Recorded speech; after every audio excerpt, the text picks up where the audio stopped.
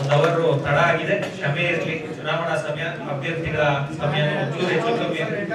9:30 ನಾನು ಫೋನ್ ಹಾಕಿ 20 ಜನ ಇದ್ರು. ಕ್ಷಮೆ ಕೇಳ್ತಾ ಇದೀವಿ.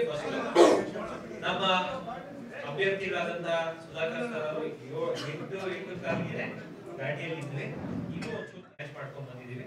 ಹಾಗಾಗಿ ಮೊದಲನೇದಾಗಿ ಗೊಬ್ಬರ ತಾಲೂಕಿನ ಎಲ್ಲ ಭಾರತೀಯ ವಿಶೇಷವಾಗಿ ಪಂಚಾಯತಿ 11 ಪಂಚಾಯತಿಯ ಅಧ್ಯಕ್ಷರುಗಳು ತಾವೆಲ್ಲ ಏನ್ ಬಂದಿದ್ದೀರಾ. 2 ನಿಮಿಷ ಇಲ್ಲಿ, 2 ನಿಮಿಷ, 2 ನಿಮಿಷ ಇರೋಣ. ನಾವು ಚೌಲ್ಟ್ರಿ ಮಾಡ್ತಿದ್ವಿ, ಇಷ್ಟ ಜನ ಗೊತ್ತಿಲ್ಲ ಅಂತ ಗೊತ್ತಿಲ್ಲ. ಇರೋಣ 2 ನಿಮಿಷ ಇರೋಣ, 2 ನಿಮಿಷ.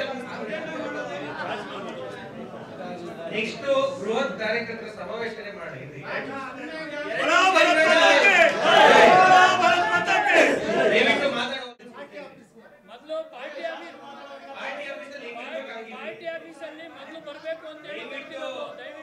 ಮೊದಲನೇದಾಗಿ ಜಿಲ್ಲಾ ಆಫೀಸ್ ಇದು ಅಪೇಕ್ಷೆ. ನಾವು 1 ನಿಮಿಷ ಇರ್ರಿ, ಯಾರು ವಾಪಸ್ ಮಾತಾಡಿದ್ರೆ ಕೆಳಗಡೆ 2 ನಿಮಿಷ ಇರ್ರಿ, 2 ನಿಮಿಷ ಇರಿ ಸರ್. ಇರುವಂತ ವಾಡಿಕೆ, ಇರುವಂತ ಪದ್ಧತಿ, ಜಿಲ್ಲೆಗೆ ಮೊದಲನೇ ಬಾರಿಗೆ ಬರ್ತಾ ಇದ್ದಾರೆ. ಹಾಗಾಗಿ ಸುಧಾಕರ್ ಸರ್ ಒಂದು ಸ್ಪಷ್ಟನೆ ಮಾಡಿ ನೀವೆಲ್ಲರೂ ಮಾತಾಡಿಸಿ ಹೋಗ್ಬೇಕು ಅಂತ.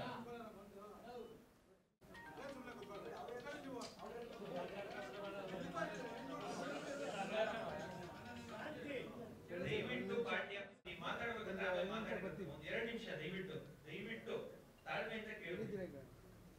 ಇವತ್ತು ದೇಶದ ಚುನಾವಣೆ ಏಪ್ರಿಲ್ 26ನೇ ತಾರೀಕು ಡೇಟ್ ನಿಗದಿಯಾಗಿದೆ. 276 ಬೂತ್ ದೊಡ್ಡಬಳ್ಳಾಪುರದಲ್ಲಿರುವಂತಹ ಅಷ್ಟು ಬೂತ್ಗಳಿಂದ ಇವತ್ತು ನೀವೆಲ್ಲ ಬಂದಿದ್ದೀರಾ.